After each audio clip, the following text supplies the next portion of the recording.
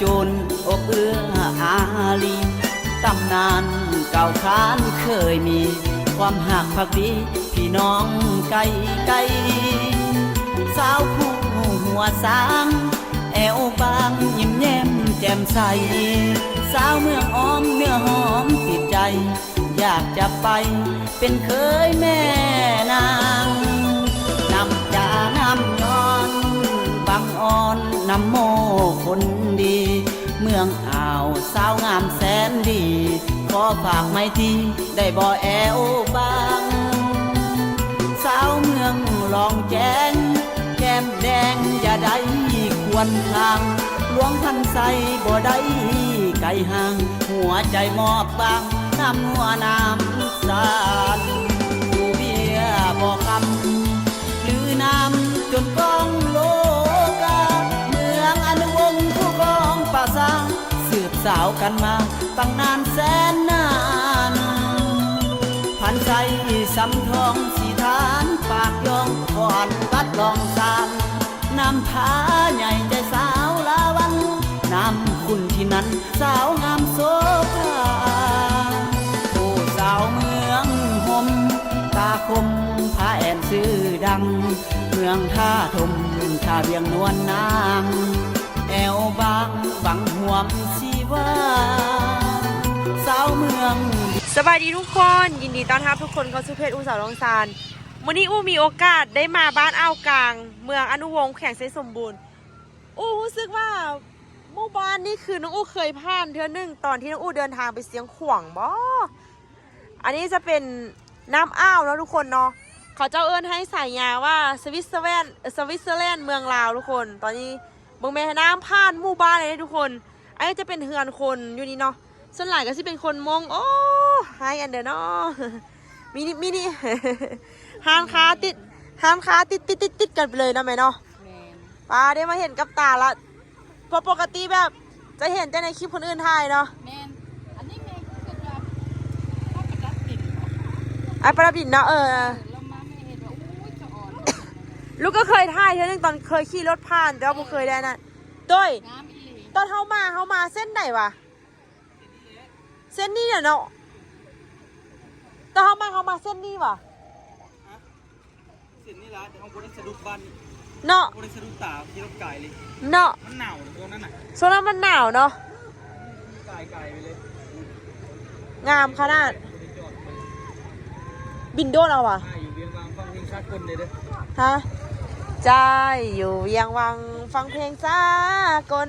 เพลงนี้ลิขสิทธิ์แหงอยู่ได้สลายคนที่เอาลงเป็นปั่นลิขสิทธิ์กันนี่ทุกคนงามขนาดถ่ายรูปไปก่อนไว้เอาไปลงเพจโอ้ไฮอย่างนอนี่มีมินิมากอยู่นี่อีกทุกคนมีปั๊มน้ำมันมีอันเดอมีอีกน้อยเพื่อนนะโอ้ไฮอย่างมาโดยตัวลอกอันนี้เฮ็ดอันไว้อันนั้นว่ะเฮ็ดไว้อันไว้อันเดี๋ยวก็เกี่ยวเข้า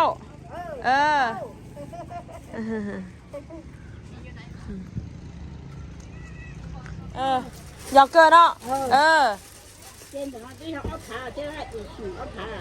อ้อผาอีทงล่อแม่นละแม่นแล้วเจ้า30ไม่ตู้โอ้เรา30 ถุงก็อี30 ถุงแล้วนะเราลังแล้วก็เป๊กก็เปล่าก็จีก็เจ้าก็ชาก็จั่ว1 เกา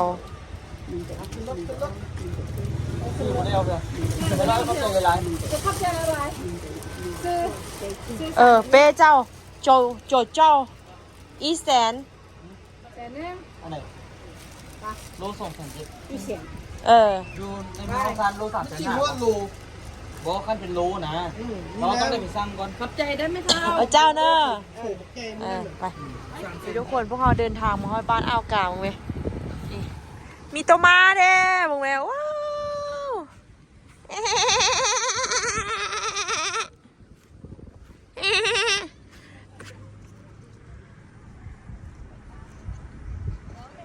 โอ้เลิกเห็นแล้วลิ้นน้ำพร้อม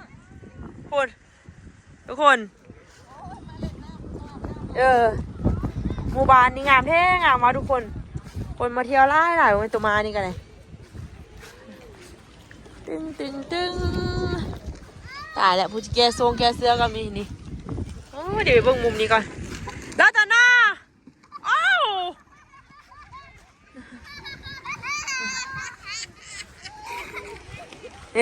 ไปหาหน่อยก็แจกขนม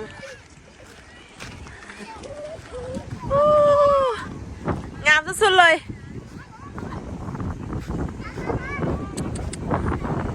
บ้านอ่าวกลาง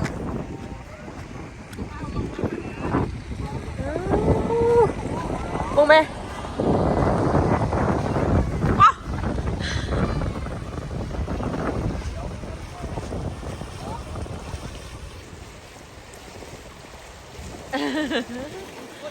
งามเนาะ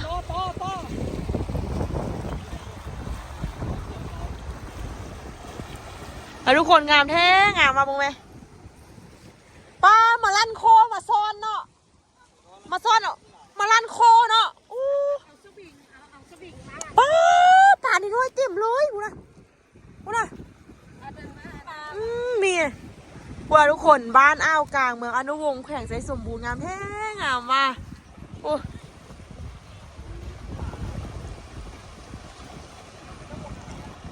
เดี๋ยวเพื่อนบูยมองนั่งลมกันเพื่อนมานั่งลมแบบนี้ซึ่งเฮาเฮ็ดบ่ได้เพราะบ้านเฮาบ่มีงามขนาดทุกคนมุมนี้ยุคแขวงไซสมบูรณ์เป็นอีกกำลังที่เป็นสถานที่ท่องเที่ยวแห่งหนึ่งที่ดังอันเด็กน้อยอยู่ดีละแม่นบ่เฮ็ดหยังโอ้ไม่ไกลไทยเด็กน้อยนี่เราบ่เฮ็ดหยังเลิกโรงเรียนมาจะลิ้นน้ำนี่แหละน้ำอ้าวทุกคนอันนี้ก็เด็กน้อยเด็กหญิงไก่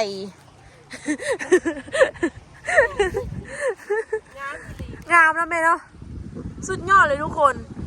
แต่โอ้เคยมากับต้อยแต่ว่าบ่เคยแวะนี่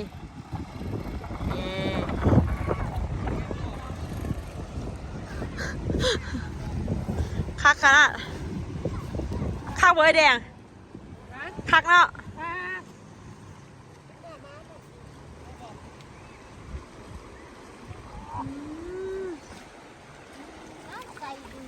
ะ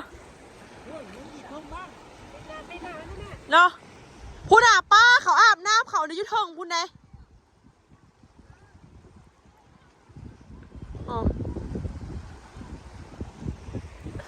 อันนี้พวกเรามาเดินทางมานี่ก็สิมานอนอยู่อนุวงศ์คืนนึง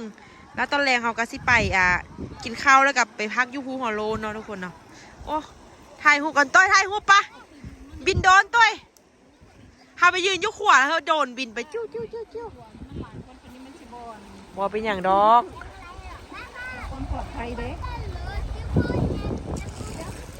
โอ้ป่าลูกโต้นะวาวเนาะงามเย็นดีก็สูบไปเอาเครื่องอาบน้ำลงมาอาบแล้วจังมือ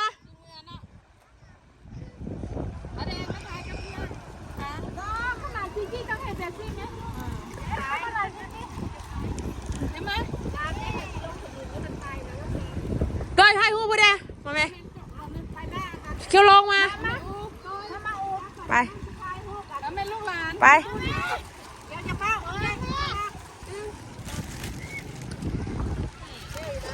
ไก่จากบ้านน้องอู้ประมาณ100 ปลายลักพี่เดี๋ยวนี้ไก่จากเมืองลองซานประมาณ100 ปลายกิโลบอสนั่นงามๆนะไปฮันนีมูนไปชิไทยมูนฮันนีมูน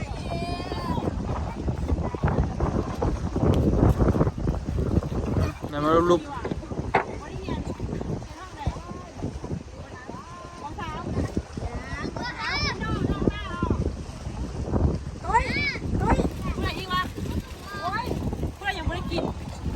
สิหูน้ำเนาะ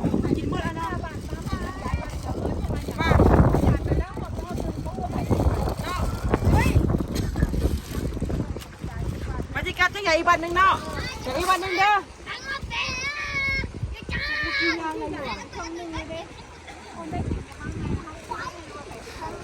ฮะจะพูดบินดูนะ บินยูทุกคนอันนี้เมนเฮาอยู่บ้านอ่าวกลางเด้อนี่ยุขัวเลยทุกคนเห็นบ่จะยุขัวเลยตอนนี้ต้วยกำลังซีบินโดนเนาะทุกคนเนาะนี่ มาเด้อลูกเอ้ยไว้เด้อ เสียวเว้ย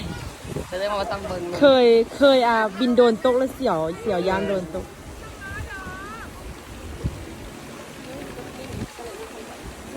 ต้อยบินซุ่มก็สายไฟเลยต้อย นั่งหน้าบอก โอ้เธอกำลังเกียมเท้าขนม เอาแล้วก็ตาย เห็นน้อยๆใช่คิดฮอตแต่ออโต้น้อยๆเนี่ยน่ะ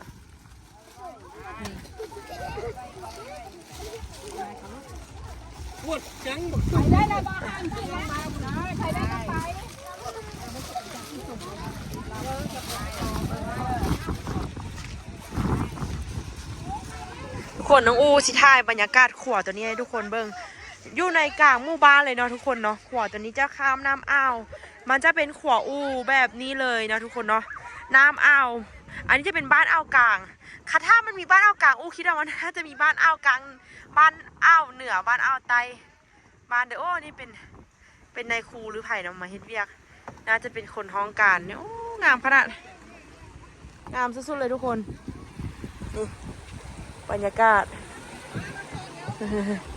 โอเคดีไซน์อันนี้เดี๋ยวสิถามข้อมูลเพิ่นจักหน่อยก่อนโอ้งามแท้งามว่า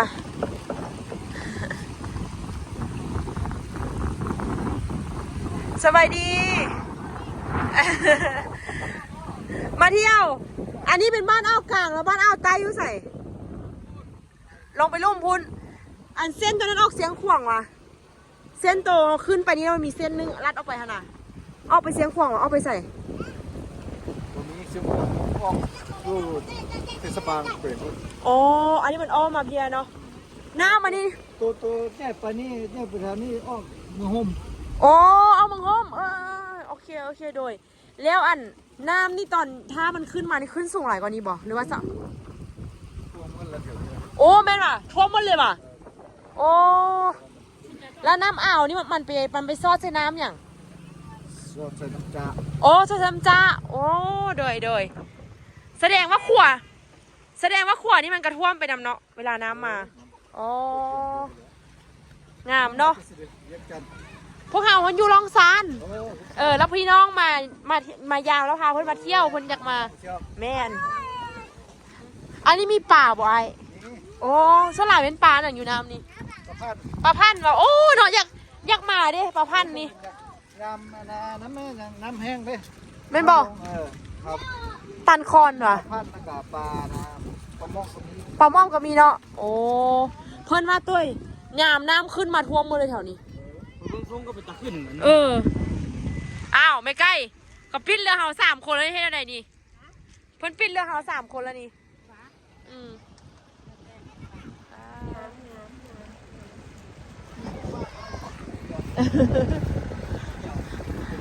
ไปโอ้คนว่าแม่นความเขาคิดแท้มันมีปลาพันธุ์อยู่นี่แม่เคยไปซ่อนกับท่านได้นะ แม่นบ่ ตอนมีเลี้ยงไซ แม่นบ่โอ้ ยวนเมืองแอดนะ มีปลาพันธุ์หลายเขาว่าเนี่ยก็ปลาม่อมปลาที่เรากินนะ บ่กล้ากินมันเป็นผู้ปลาหนัง โอ้เป็นเซ่บ แซ่บเห็ดมกไหมเห็ดมกจะพักอีตู้แซ่บมาก แซ่บประพันธ์นี่ แซ่บอยู่แต่แม่ย่างมันเป็น ไปทุกคนวันนี้เราเดินทางกลับตัวเมืองแขวงไซสมบูรณ์กันแล้วทุกคนเราไปสิพักทุกคนนี่อันนี้จะเป็นจุดชมวิวอีกตัวนึงทุกคนเนาะเขาเอิ้นวังน้ำเขียวผู้ใดมาคือก็ต้องมาลิ้นอยู่ดิโอ้โหเย็นหนาวเนาะวังน้ำเขียวงามขนาดเลยโอ้ตอนพากันมานั่งกินข้าวนี่แหละกับไอ้วันพากันมาลิ้นมาถ่ายโฮมนี่แหละงามขนาดทุกคนวางน้ำเขียว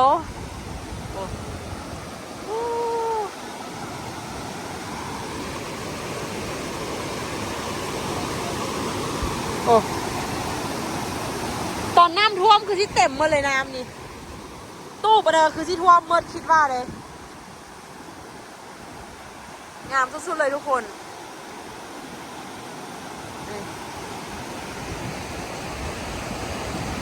เถิงก็สิเป็นคังหมอมึงตัวงัวว่าเถิงคุณไหมเป็นคังงัวบอกยังไงเย็นเนาะเริ่มหนาวเห็นบ่เนาะใส่สมบูรณ์อ่ะจากองศาหูนี่แต่คันอยู่แบบนี้นี่ตัวสิเดินอันนั้นไม่ขอเฮ็ดอย่างตัวเถิงขนาดที่ภาคกว่าป้อโอ้ป้า เจ้ามากับเจ้าสิไทยจะตั้งคนอื่นจะอยากได้ตายได้ มาสิไทยมั้ย อ๋อต้องตัดก่อนชี้ไม่มีความสุขเอาอีกวันหนึ่งดู ลีกให้เพื่อนเข้าท้าย ไปงามได้งามว่ะ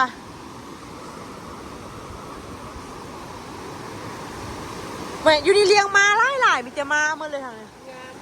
เนาะอู้หนาวเนาะถ้าอากาศจะยังหนาวสวิตเซอร์แลนด์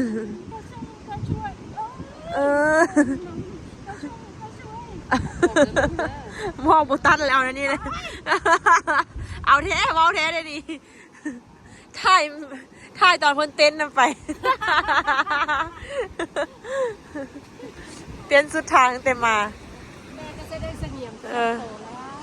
อากาศเย็นเดินได้ไม่ใกล้มาความรู้สึก ดีใจ ดีใจเนาะ คุ้มค่าเงินที่เสียค่ารถมา เนาะ งามธรรมชาติงามอีหลีงามแบบบ่ได้ปรุงแต่งงาม แม่นมันยังเป็นแบบโลโก้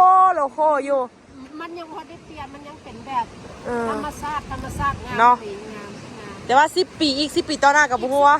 มันจะเปลี่ยนแต่ว่าท่านสิมาเบิ่งให้มาเบิ่งเดี๋ยวนี้ ตอนมันยังเป็นธรรมชาติ เนาะ มาเบิ่งเดี๋ยวนี้ อีก10 ปีนี่เปลี่ยนละเป็นแต่ว่าเดี๋ยวนี้ อารมณ์คือทางขึ้นตรงใกล้ใกล้ที่รถมาเลย อันนี้มานาทำอู้ตัวพักพาตัวนี่พักพา ที่มันลูกมากินน่ะ แม่ จังได๋ลูก ลองดมมึงแม่ คิวยาคิวมาเอาเอิ้นหญ้าล่ะ โอ้คิวจังซี่เนาะ คิวแต่ว่าเขาไม่ได้กินเบยมันเขากินก้านมัน ก้านมันแม่ก็กินก้านมันเป็นรสชาติแบบไหน มันกา คิวเป็นหยัง ตอนมันขิวแต่ว่าเวลาไปต้มแล้วค่ะไปเฮ็ดซุปกินแล้วมันจะหวาน ครับเห็นลูกกินดูว่าเป็นแบบไหนวันรสมันคือแบบไหน ๆนี่ช่วงนี้บ่ค่อยมีต้องแม่นเขาเจ้าว่าบ่แม่นตัวนั้นใส่ตัวนี้เบิ่งดูบ่แม่นอันนี้ยานาด กินได้เนาะ แม่นมันมีพักพาหลายชนิดพักพาแมวพักพาเนี่ยพาแม่ดอยมาลินมีหางพึ่ง คือ นะ เป็นในชีวิตจะได้มาเป็นทำไม่ได้ออกจากประเทศหนูก็คือไม่ได้เห็น ตอนนี้มันมามีคนเข้าไปว่าทางไหนบอเต้ เป็นนี้ก็เป็นไปทางนั้น ซอย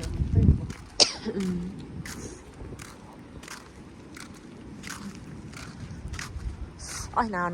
วโอ้ตักโตะหินหัก ต้องเห็นมาขาย โตะหินหักแล้วโอ้นี่กระทาสียากกูเด้นี่กิจการโตะหินทหารอารักขาอันนี้เป็นสร้าง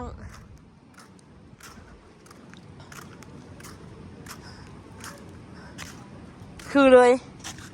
คือพูดนะ เดียว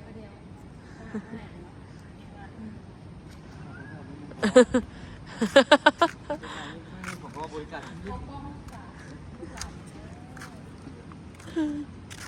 ให้ตัวเด็ดเด้อ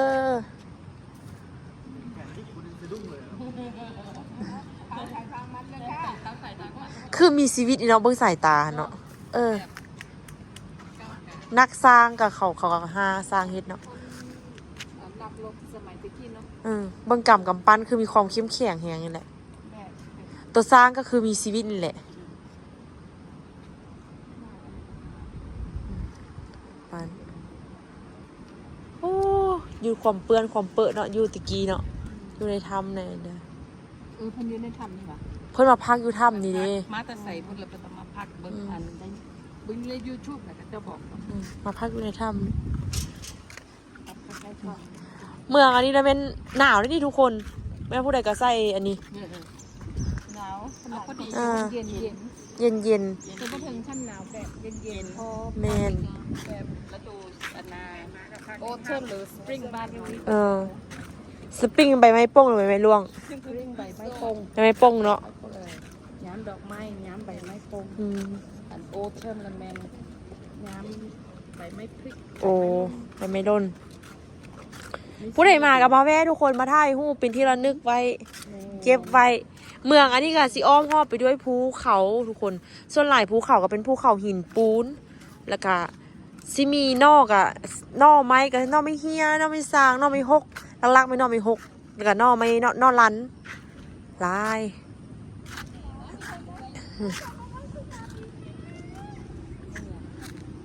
ผู้ใดมากับมาถ่ายรูปที่แถวนี้แหละไปวังน้ำเขียวนี่ทุกคนตอนนี้กำลังขึ้นภูหัวโลนเด้อคุณนะขึ้นไปเบิ่งจุดชมวิวผมเมื่อคืนนี้เมื่อแรงพ่อสินอนอยู่นี่นะทุกคนนี่ตะกี้กับต้อยมาขี่จักรขึ้นมาแล้วไปเก็บเห็ดอยู่ถึงนี่แหละ ว่า เก็บเห็ด ไม่หลาย เห็ดทานเห็ดก้อเห็ดอันเดอร์แล้วไปเห็ดกินน้ำเขาอยู่เฮือนเขาอีก ตอนลูกมาในใจพาขึ้นเป็นใจ ใช่ ใจ พาขึ้น น่าจะที่พักเขาเจ้ามาประมูลขอเห็ดคนละเจ้ากันนี่นะอาจจะได้ อู้ชูไหวปุ๊บ ไอ้ตุ้ยไหวแน่นอนอยู่แล้วหอดแล้วภูหัวโลนผู้แหละมื้ออื่นเศร้าผู้แหละสิงามมีหมอกมีอันเดอร์ เอาเดี๋ยวนี้มาเลยเอามือ เอาเดี๋ยวนี้แหละมือไม่ได้ขึ้นมา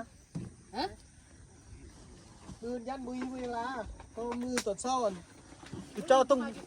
รอถ่ายรูปเองเลยเขา พวกเขาย่างขึ้นมาเองเขาอยากตื่นเช้ามา โอ้ยอู้มากนะ เลย ทำไมไม่ งามขนาดทุกคนภูหัวโลนโอ้ผู้ใดกามาลินมาในบักเกล่ายติตัวกำลังสิบินโดนอีกแล้วเด้อพุ่นก็จะสิย่างขึ้นไปทางเทิงพุ่นตอนอู้กับตัวขึ้นตัวนั้นทุกคนขึ้นตัวสูงๆกันเลย ตอนนั้นขึ้นแล้วก็บินขึ้น บินโดนออกนี่ตอนนี้ตัวกำลังสิบินโดนนี่เครื่องนุ่งของถืออู้ต่างได้มาลินทุกคนน้องอูก็ไม่ได้มาแบบปีกว่าแล้วทุกคนโอ้ยเนาะ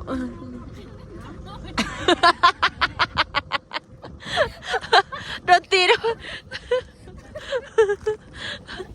ไปทานเด็กก็เต้นยองแยกอยู่เอาไว้ทุกคนความคักทุกคนบรรยากาศพุ่นที่พักเฮามืออื่นจะมีที่พักอยู่นี่นะทุกคนเด้อเขาจะไปพักอยู่นี่เนาะนี่4 ห้องนี่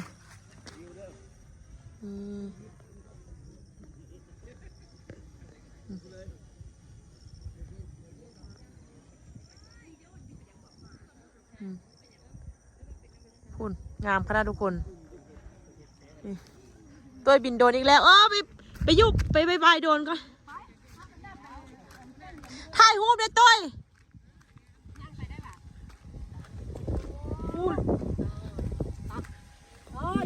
เมนพูไปย่างไป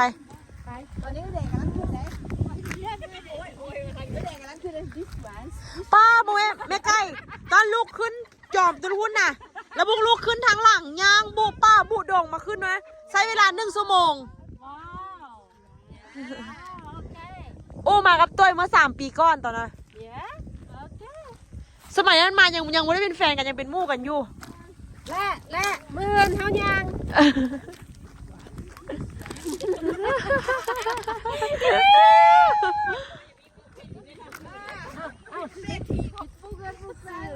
เป็นหน่วยไปก็เด็กเศรษฐีก็อีกซื้อปูเลยซื้อปูไอ้แดงว่าตัวใดสูงที่สุดก็จะเอาหน่วยนั้นจองได้เพราะมันจะเอาหน่วยนั่นหน่วยเอาเลยเส้นขุนฟูนังเงินนังเงินเส้นขุนฟูนังแดงมันเส้นงานขายเขาเปียกอยู่เถิงกันตีเขาเปียกลอยฟ้าฮานเขาเปียกลอยฟ้า แต่ว่าสิยากใส่น้ำนิดนึงเด้อคันหน้าฝนนะใครแด่เสียตรงน้ำฝน งามขนาดผู้แรกบางคนย่างคือตัวนั้นเขาถ่ายรูปอ่ะเดี๋ยวจะให้ตัวถ่ายให้เบิ่งเนาะเอาโดรนนำไปคุณ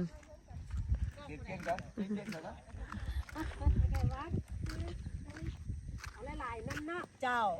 ยับเข้ากันในแม่ห้างเหินเอาเท่าว่า เอากันบูดกันเน่านี่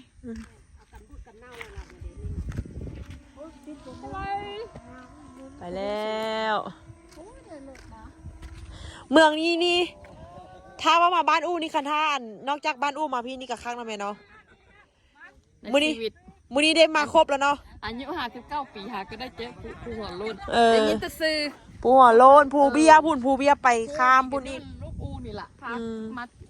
อันนั้นทั่วอันนั้นคลิป YouTube เพิ่นนั่นแหละ แต่ก่อนเห็นแต่คลิปอู้มาเนาะโอ้อู้ก็บ่ได้มาผู้หัวโลนนี่ประมาณปีป่ายแล้วปีป่ายแล้วบ่ได้มา อูมาเลยเนาะ แม่แต่ก่อนมาเลย แต่ก่อนเพิ่นบ่มีกิจการบ่มีลูกน้อย มาเรื่อยๆแต่ก่อนนี่โอ้ยขี่รถไปจอดไปลุมพูละย่างขึ้นภูใช้เวลาเป็นชั่วโมงก็จะย่างขึ้น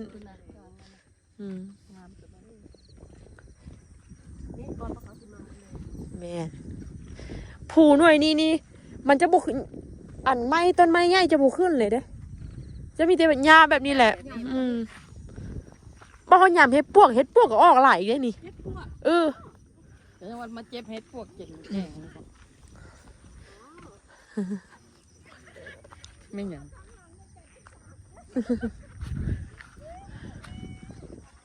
โอ้แต่เป็นตกแล้วเนาะแต่เป็นคอยตกละ 5:44ว่าซั่นตกนี่5:00 9:27 28เมฆมันบังดิมันก็เลยมืดตึบ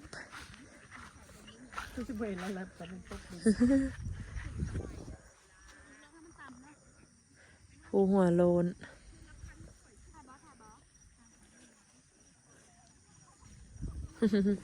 บางคนก็เลือกเอาชิ้นย่างขึ้นภูหน่วยใด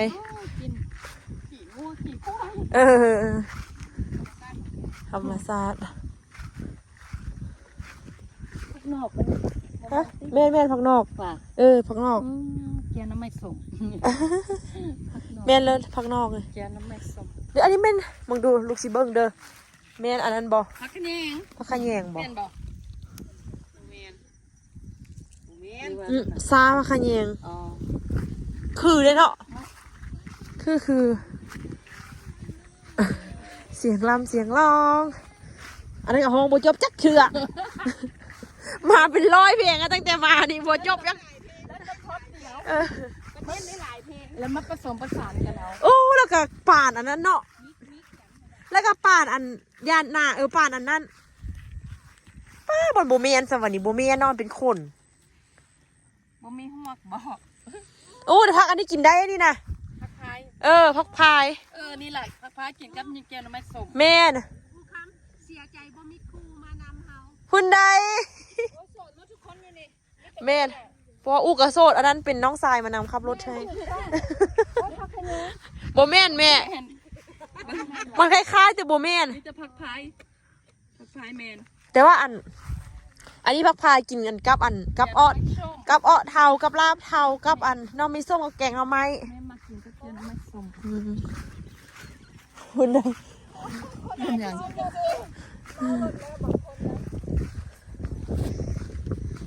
ลมเย็นตีอยู่ตั้ง เย็นสุดๆเลยจะหนาวพอดีอยู่เนาะว้าตอนนั้นก็เป็นอันนี้เลยเนาะ